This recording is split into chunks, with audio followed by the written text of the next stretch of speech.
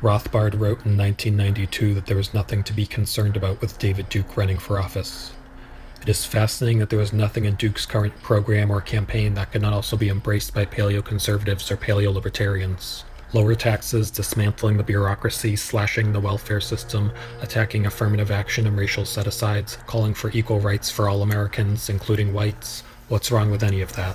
Rothbard introduced in the same article the right-wing populist program, where he calls for ignoring white-collar crime or crimes committed by rich white plutocrats, and calls for the unleashing of police in the inner city to clear the streets of what he calls bums and vagrants.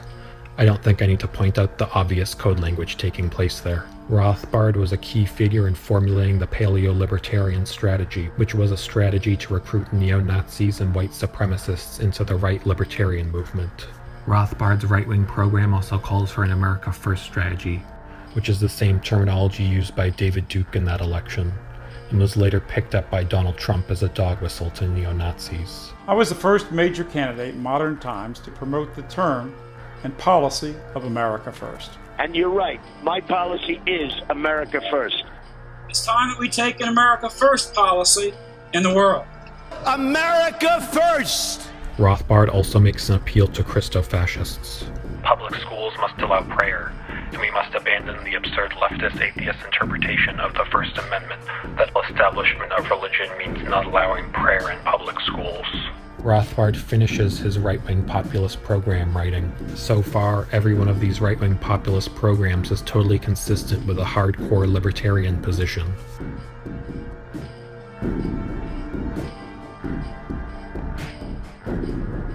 In his 1927 book Liberalism, Mises wrote positively about Italian fascism and the use of state force to crush workers' movements.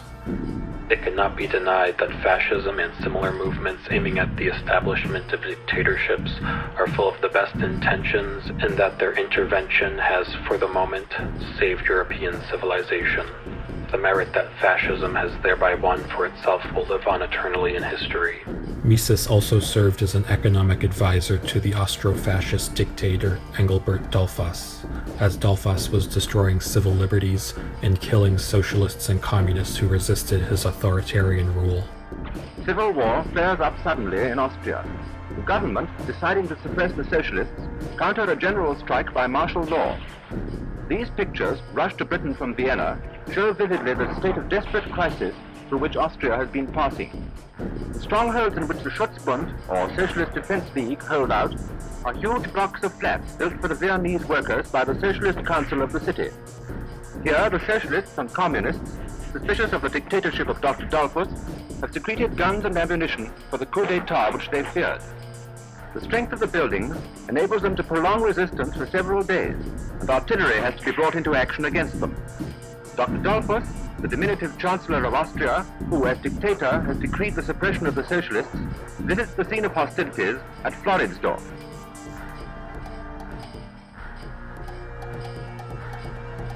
Chile is by all odds the best success story in Latin America today.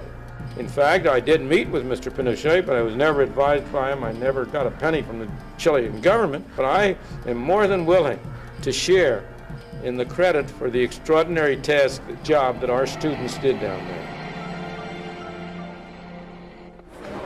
Friedman and Harberger argued that free market economics went hand in hand with freedom and democracy. But in Chile, where their ideas were being implemented within the context of a military dictatorship, the opposite was true. Many in Latin America saw a direct connection between the economic shocks that impoverished millions of people and the epidemic of torture inflicted on those who believed in a different kind of society.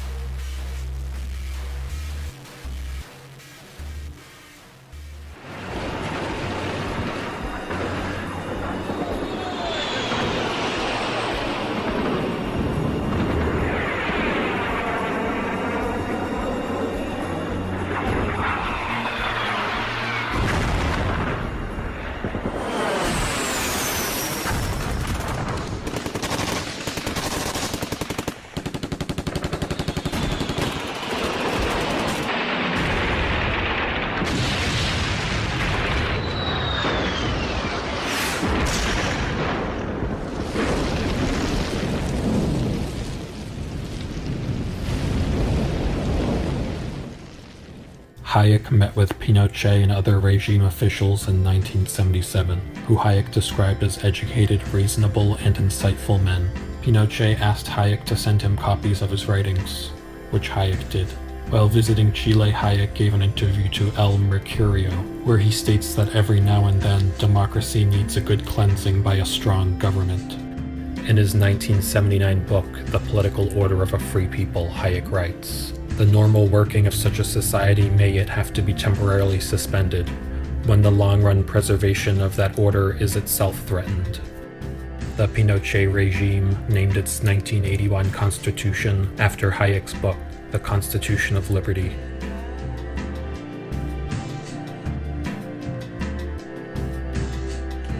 One of the first men to describe themselves as a libertarian in the United States was journalist H.L. Mencken, a white supremacist and anti-Semite who was part of the original America First movement, opposing the United States entering World War II.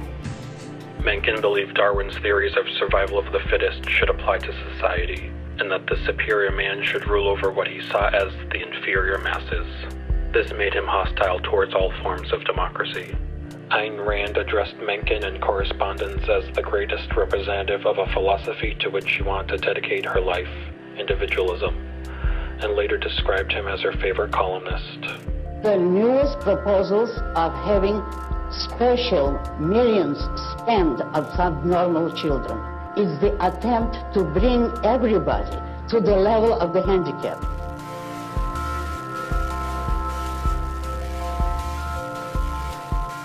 In 1928, Ayn Rand quoted the statement, "What is good for me is right." This is a quote Rand grabbed from a newspaper article about child killer and psychopath William Edward Hickman. "He is the best and strongest expression of a real man's psychology I have heard," Rand wrote. Rand was planning a novel called The Little Street, to feature a Hickman-like character who she considered her ideal man. In her journals, Rand writes that Hickman is born with a wonderful, free, light consciousness, the absolute lack of social instinct or herd feeling. He does not understand because he has no organ for understanding the necessity, meaning, or importance of other people. Other people do not exist for him, and he does not understand why they should. Rand also brazenly defended the Native American genocide perpetrated by colonialists. The Native Americans didn't have any rights to the land, and there is no reason for anyone to grant them rights which they had not conceived and were not using. What was it they were fighting for if they opposed white men on this continent? For their wish to continue a primitive existence? Their right to keep a part of the earth untouched, unused, and not even as property? Just keep everybody out so that you will live practically like an animal, or maybe a few caves above it? Any white person who brought the element of civilization had the right to take over this continent. They had no right to a country merely because they were born here and then acted like savages. The white man did not conquer this country, and you are a racist if you object because it means you believe that certain men are entitled to something because of their race. You believe that if someone is born in a magnificent country and doesn't know what to do with it, he still has a property right to it? He doesn't. Since the Indians did not have the concept of property rights, they didn't have a settled society. They had predominantly nomadic tribal cultures. They didn't have a right to the land, and there was no reason for anyone to grant them rights that they had not conceived of and were not using. That is what, in fact, makes man a sacrificial animal. That man must work for others, concern himself with others, or be responsible for them.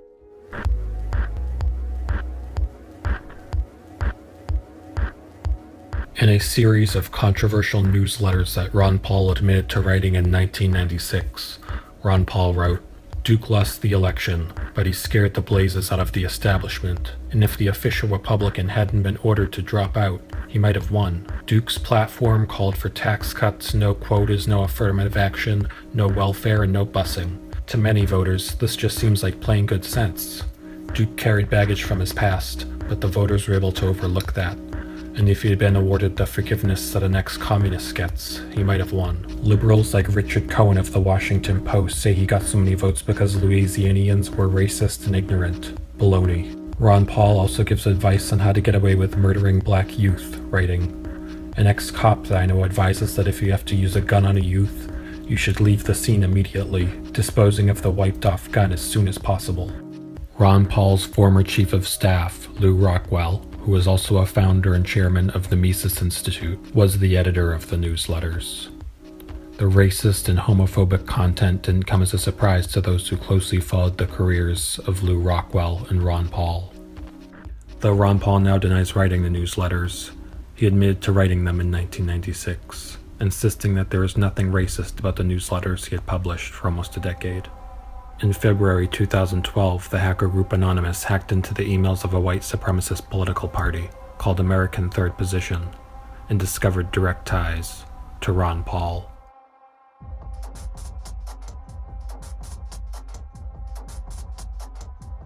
Lew Rockwell has published to his website several articles defending, even romanticizing, the brutal fascist dictatorship of Augusto Pinochet, which was orchestrated by the CIA.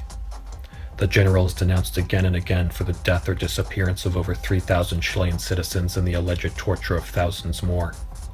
Their deaths and suffering should certainly not be mourned, any more than the deaths of Lenin, Stalin, and Hitler and their helpers should be mourned. Funny that the author invokes Hitler, considering this is the exact logic used by Hitler for the oppression of civil liberties and the mass murder of Jews and other groups that didn't bow down to the right-wing statist tyranny. Let's also note that these same libertarians who claim to oppose big government and the state are on the side of the CIA, toppling any democratically elected leader who hasn't sold out to global capitalist interests.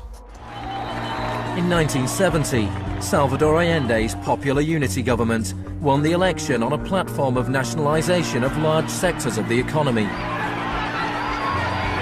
Chile's phone company was majority owned by the US corporation ITT. It spearheaded attempts to stop Allende becoming president. It had the support of Richard Nixon in the White House. I was not there, but I can tell you what we now know to be a fact. He ordered the CIA to prevent Allende from assuming the presidency. And indeed, they tried to get me to lean on the Chilean military right after Allende was elected. The libertarian author also blames the victims tortured and murdered by the Pinochet government. Contrary to the attitude of so many of today's intellectuals, communists do not have a right to murder tens of millions of people and then complain when their intended victims prevent their takeover and in the process kill some of them. General Pinochet was thus one of the most extraordinary dictators in history. Allende murdered no one. In counter to Henry Kissinger's CIA propaganda, there isn't a shred of evidence he was planning to do so. Rockwell posted to his website, "Can we at least get another Pinochet? The right's imaginary opposition to big government is really getting comical."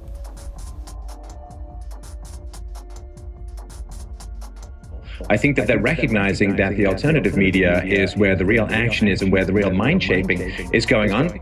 Now let's talk a little bit about what's called the Chilean miracle. And I find that term, it's so annoying. It's sort of like, there's a guy, he's 300 pounds, he's eating less and exercising, and he's losing weight. It's a miracle. No, it's not a miracle. It's the natural consequences of acting in a sensible manner. The Chicago boys, as you point out, Milton Friedman came down, met with him for 45 minutes, did a bunch of speeches, wrote him a long letter about how to liberalize the economy, put an end to your price fixing, privatize stuff, and so on. And very quickly, the economy turned around. Poverty went from 50% down to 7%. You got per capita income going up 400% relatively quickly. And people say this is just some incomprehensible miracle. No, it's just these property rights, free trade, freedom of association, a smaller government. And now, of course, as you point out, Chile is the wealthiest country in Latin America. So it's not just Pinochet. They demonize the free market through the proxy of Pinochet. But their real target is, if you claim to care about the poor, then you should be the most into free markets, because free markets, they help the rich as well, but they help the poor in particular. He used a phrase that had never before been used in a real-world economic crisis. He called for shock treatment. He said that he was like a doctor that was going to help a country that was suffering an epidemic, and he was simply prescribing the medicine. Friedman wrote that General Pinochet was sympathetically attracted to the idea of a shock treatment, but was clearly distressed at the temporary unemployment it might cause.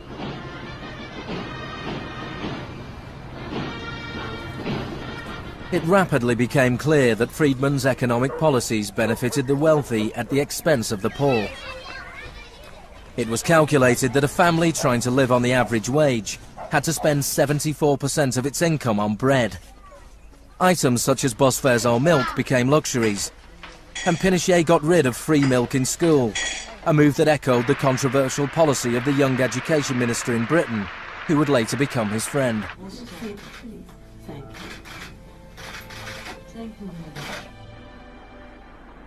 In order to enforce these economic policies, there had to be an enemy to fear. Tampoco creo que se haya triunfado totalmente sobre el marxismo. El marxismo es como un fantasma. Cuesta mucho tomarlo. Mejor dicho, no se puede tomar. Just as a reminder, when a right-winger says Marxism, what they mean is the broad and differing ideology of socialism, and much of the time even include capitalists in their definition of Marxist. And yes, workers wanting self-determination and autonomy in the workplace is a hard idea to kill because it's a natural inclination that was even espoused by America's most pivotal president, Abraham Lincoln. And of course, right-wingers won't start branding all socialist Lincolnists instead of Marxist because he is a universally beloved figure, left, right, and center. This is the party of Lincoln. We believe all people are created equal in the eyes of God and our government.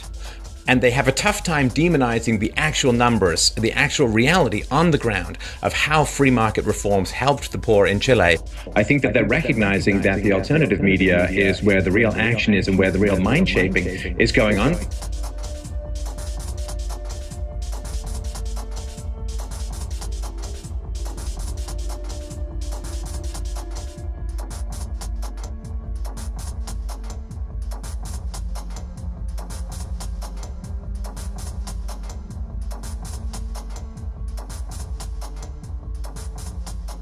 Monarchies are relatively superior over democracy, traditional monarchies.